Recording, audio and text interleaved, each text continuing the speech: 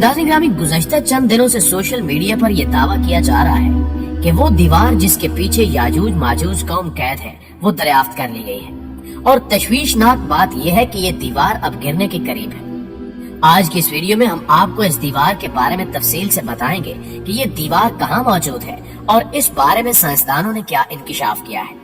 इसके अलावा हम आपको ये भी बताएंगे कि याजूज माजूज किस नबी की औलाद में से है और अहादीसे नबवी में याजूज माजूज के ज़हूर के बारे में क्या क्या इरशादात हैं। ये तमाम तर तफसीलात जानने के लिए वीडियो को आखिर तक जरूर देखिएगा।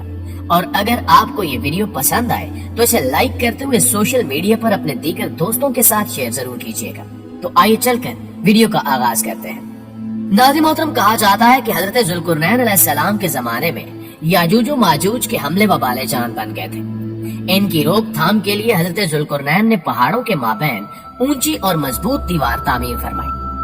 हजरत जुल्कुरनैन और सदे जुल्कुरनैन का जिक्र कुरान करीम की सूरह अल-काफ में मौजूद है। जिन जुल्कुरनैन का कुरान में जिक्र है, तारीखी तौर पर वो कौन है, इस सिलसिले में मुफस्सिरीन के दरमियान इख्तिलाफ है। तारीख की किताबों के मुताले के बाद लोगों ने हजरत जुल्कुरनैन की शख्सियत और सदे जुल्कुरनैन यानी जुल्कुरनैन की तामीर करदा दीवार से मुतल्लिक मुख्तलिफ अंदाजे लगाए हैं। बहुत से कदीम उलमा और मुफक्किर सिकंदर आजम को ही जुल्कुरनैन मानते हैं, मगर बाज इसका इनकार करके ये दलील पेश करते हैं कि जुल्कुरनैन दरअसल हजरत सुलेमान अलैहिस्सलाम का खिताब था, इसलिए सिकंदर आजम जुल्कुरनैन नहीं हो सकता। जदीद जमाने के कुछ मुफस्सिर और मुफक्किर जुल्कुरनैन को कदीम ईरानी बादशाह सारिस आजम यानी कोरिश आजम का दूसरा नाम करार देते हैं और ये निस्बतन ज्यादा करीने के आस है। मगर बहरहाल अभी तक यकीन के साथ किसी शख्सियत को इसका मिस्ताक नहीं ठहराया जा सकता।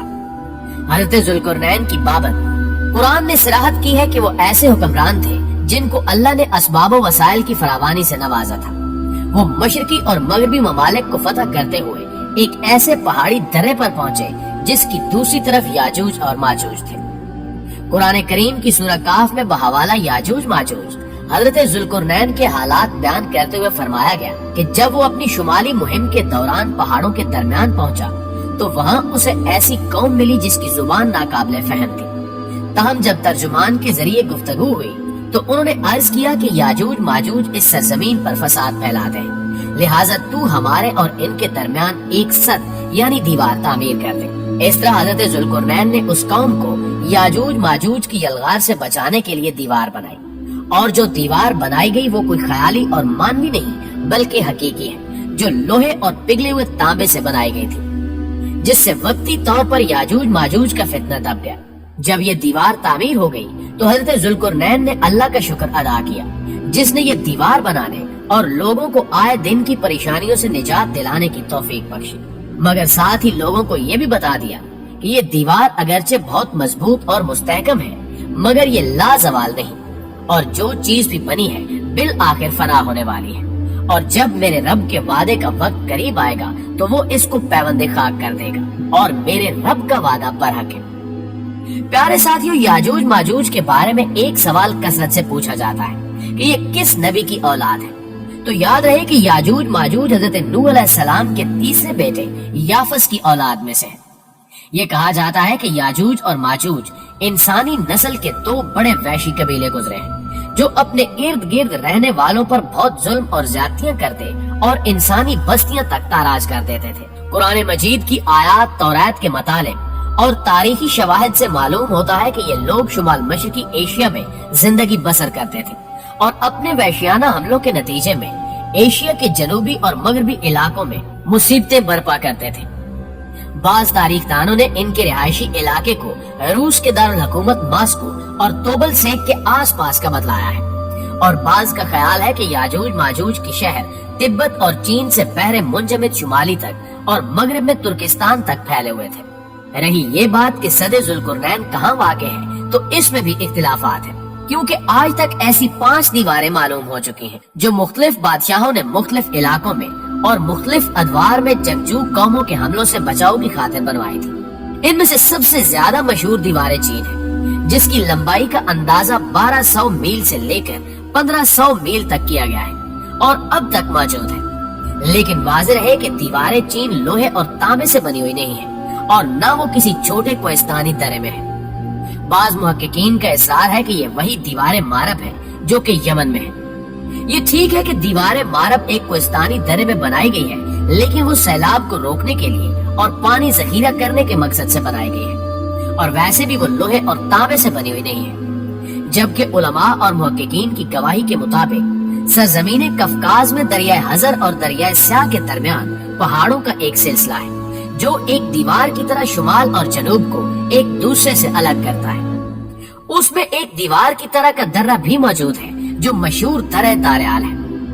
یہاں اب تک ایک قدیم تاریخی لوہے کی دیوار نظر آتی ہے۔ اسی بنا پر بہت سے لوگوں کا نظریہ ہے کہ دیوار ذوالقرنین یہی ہے۔ اگرچہ دیوار ذوالقرنین بڑی مضبوط بنائی گئی ہے، جس کے اوپر چڑھ کر یا اس میں سوراخ کر کے یاجوج ماجوج کا ادھر آنا ممکن نہیں، لیکن جب اللہ کا وعدہ پورا ہوگا تو وہ اسے ریزہ ریزہ کر کے زمین کے برابر کر دے گا۔ اس وعدے سے مراد قیامت کے قریب یاجوج ماجوج کا ظہور ہے۔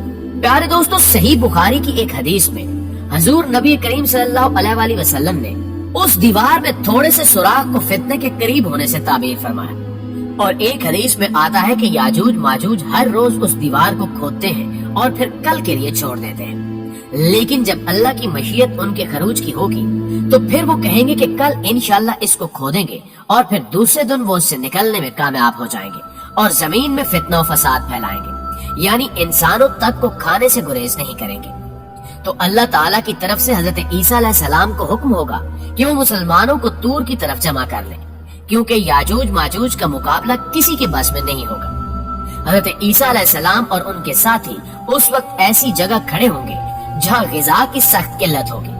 پھر لوگوں کی درخواست پر حضرت عیسیٰ علیہ السلام یاجوج ماجوج کے لیے بد دعا فرمائیں گے، بس اللہ تعالیٰ ان کی گردنوں اور کانوں میں کیڑا پیدا کر دے گا جو بعد میں پھوڑا بن جائے گا، جس کے پھٹنے سے یہ ہلاک ہونا شروع ہو جائیں گے، سب کے سب مر جائیں گے، اور ان کی لاشوں سے ایک بالشت بھی زمین خالی نہیں ہوگی، اور ہر طرف ان کی لاشوں کی گندی بو پھیل جائے گی۔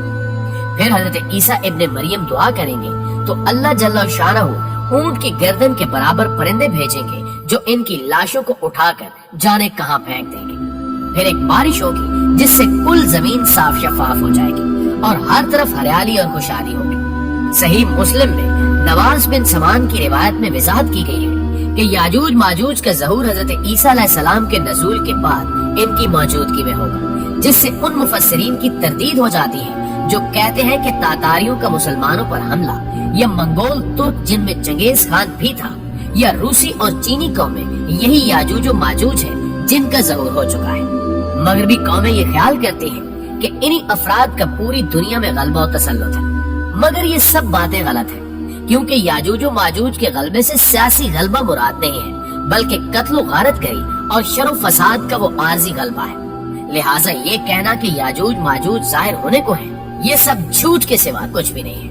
لیکن اس حوالے سے آپ دوستوں کی رائے کیا کہتی ہے، کمنٹ کر کے ہمارے ساتھ شیئر ضرور کیجیے گا۔ تو انشاءاللہ آپ سے ملاقات ہوتی ہے اگلی ویڈیو میں، تب تک اپنا خیال رکھیے، اللہ نگہبان۔